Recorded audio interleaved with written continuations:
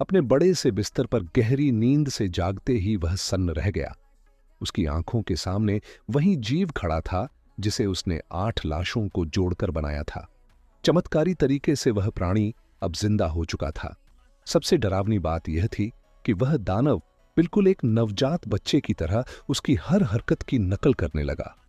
उस अधूरे शरीर को देखते हुए, जिसे 47 अलग अलग आंखों से जोड़ा गया था, विक्टर के चेहरे पर अनजाने में एक अजीब सी खुशी की मुस्कान आ गई। लेकिन इस खौफनाक राज को दुनिया से छुपाने के लिए उसने उस दानव को तहखाने में बंद कर दिया। मगर उसकी हैरानी तब चरम पर पहुंच गई जब उसने देखा कि पल भर में ही उस दानव के शरीर पर बने सारे सिले हुए जख्म अपने आप भर गए।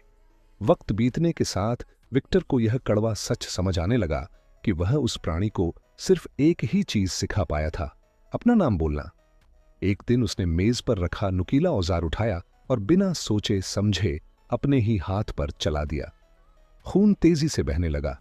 यह देखकर विक्टर का दिल टूट गया।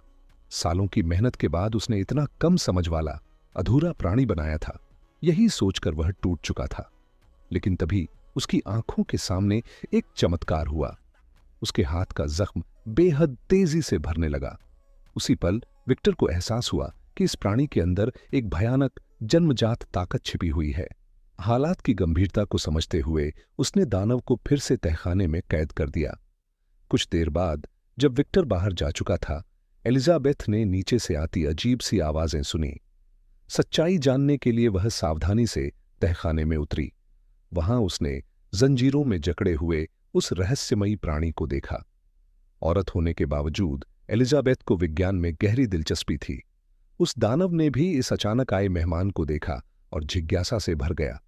वह बार बार अपना हाथ उसकी हथेली से छूने की कोशिश करने लगा। अगले कुछ दिनों तक एलिजाबेथ अक्सर तहखाने जाने लगी। उसे वह दानव डरावना नहीं बल्कि एक मासूम और भले दिल वाले बच्चे जैसा लगने लगा। उसकी बेबस आंखों को देखकर उसे महसूस हुआ कि इस प्राणी को अंधेरी तहखाने में कैद नहीं रहना चाहिए। लेकिन विक्टर ने कभी उसे इंसान नहीं माना।